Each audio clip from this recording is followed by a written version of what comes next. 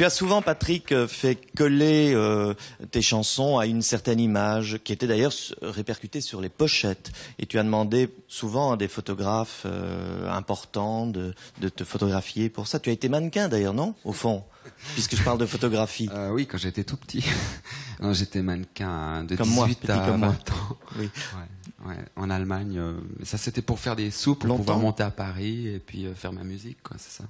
Ça rapportait beaucoup, visiblement. Ça rapportait, quand on n'a rien, c'est toujours beaucoup quand on gagne sa vie. Ouais. Okay. Alors on a pensé donc regarder un certain nombre de pochettes, si tu peux les commenter. Voilà, regarde. D'abord, c'est mon fils.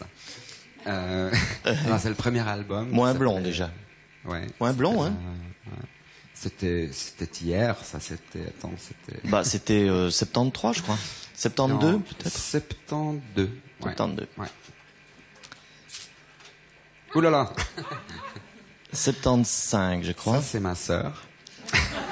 Non, alors ça s'appelait Unisex, un mot d'explication. Oui, c'était Love. C'était un album qui regroupait beaucoup de chansons, mais ça avait un rapport très précis. Cet album, c'était un maquillage qui était fait par le maquilleur de David Bowie pour l'Olympia, mon premier Olympia, qui était très important pour moi. C'était une soirée magique. 4 heures de maquillage, là, au passage. Et Alice Cooper t'influençait aussi à l'époque, où je me trompe? Ouais, Alice Cooper, Mick Bowie, Jagger. Cooper, Jagger. Ouais. Il y avait un côté dans la bouche un peu Jagger, non? Ah bon? Alors, voilà, c'est l'Olympia. Donc ça, c'est le disque. Ça, c'est mon plus beau souvenir de scène, parce que c'était la première scène et c'était en 73. Et un souvenir mémorable. Chrysalide. Ah, ça me fait des... Oh là là, mais il y en a autant que ça. Chrysalide, c'était un album que j'avais fait en 74 avec un ami extraordinaire, Daniel Balavoine. Et c'est un album qui m'a beaucoup plu, parce que c'était une sorte de petite transition dans ma carrière. Enfin, même une grande transition, et on a fait Forêt Nationale avec ça. Il chantait avec toi? Il chantait, c'était mon Daniel, choriste. Il était tellement bon que j'ai mis une chanson à lui dans l'album, qui a fait que Barclay l'a remarqué à ce moment-là. Et bon, je ne veux pas dire que c'est grâce à moi, mais heureusement qu'il a pu prouver ce qu'il avait à dire. C'est la chanson des enfants, hein, si j'ai bonne mémoire. Il a écrit la chanson des enfants et il chantait Couleur d'automne. C'est ça. Alors, La mort ou vif? Ah, là, on part aux États-Unis avec Jean-Michel Jarre, qu'on voit à côté de moi au piano dessiné. Là, c'était un dessin. Il y avait déjà le sigle du journal télévisé de la TBF en bas à droite, tu vois. Tout à fait, oui, tout à fait. Avec un petit mot là de la direction. De la direction, ne pas oublier l'interview d'un dessinateur. Ça, c'était mon premier disque enregistré à Los Angeles avec des musiciens américains, en français, je le précise, où il y avait Faut pas rêver, enfin des chansons qui ont bien marché. C'était un gros travail. Ah, je continue.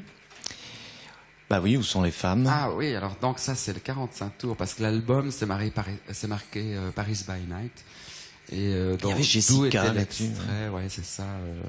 Où sont les femmes? C'est un album que j'ai adoré. Aussi fait avec Jean-Michel Jarre, produit et écrit les paroles de Jean-Michel Jarre. Où sont les femmes? Les bleus au cœur, enfin Jessica, ouais, tout ça. Déjà la nostalgie qui revient. Puis là, on passe à la langue anglaise. Là, on part aux États-Unis carrément, encore Cuir. plus. Période SM, non? Oui, mais disons que je faisais du patin à glace. Tiens, c'est marrant, je me rappelais plus ça. Ah oui. Le hockey. Ouais. C'est du hockey. Tu en as fait vraiment, ou bien c'était pour la photo? C'était pour la photo. Pour la photo. J'en ai fait quand j'étais petit. Ouais, ensuite, c'est pardonné. Si tu l'avoues, c'est pardonné. Oui, je te jure. Et là, c'est des vrais cheveux que j'ai. Ouais. Oui, mais... Alors là, c'est dans... Lady Night, oui.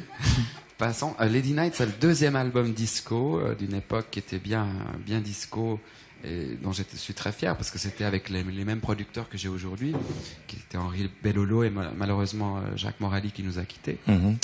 Et ça, c'était une photo.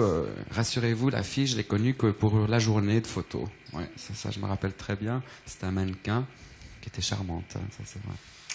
Oui. Lady Night. Je ne dis rien. Non, très bien. Still Alive. Still Alive, ça veut dire toujours vivant. Oui. Donc c'est un album concept qui a pas tellement accroché, parce qu'il était quand même, c'était toute une histoire que je racontais. Et je suis très fier de l'avoir fait. Il a coûté très cher, il a pas vendu. Mais ça, c'est pas un cadeau qu'on se fait. Mais on s'est fait plaisir et je crois qu'un jour ou l'autre, les vrais fans, enfin les gens qui me connaissent bien, savent que ça raconte un peu la vie après la mort, toutes ces choses-là, c'est intéressant. Alors il y a une musique de film. Ouais, c'est juste ça. Il y a des nymphètes là. C'est David Hamilton qui a fait ce film. Il m'a demandé la musique du film. C'est la première fois que je faisais une musique de film. Très content. Ça, c'était en 79. Ah, là, je commence à être fatigué. Oui. Là, la chose dont je me rappelle surtout, c'est bien sûr Les Rêves immoraux, collaboration avec Jean-Loup Dabadi. Et puis des chansons avec Pierre Grillet, qui travaille beaucoup avec Marc Lavoine. Et là, j'étais très content de faire cette photo parce que c'est un grand photographe qui a fait des clips après, qui s'appelle Jean-Baptiste Mandino. Donc, il a gagné même le meilleur clip aux États-Unis. Là, on était en 82. Ah, non, fais voir. Non, pas du tout. Non, on peut pas revenir en arrière là-dessus sur le truc. Non, c'était une photo qui n'a rien à voir, à mon avis. Avec autant de cheveux. Je ne sais pas. C'est quelqu'un qui avait des cheveux. On va applaudir ses souvenirs. En fait,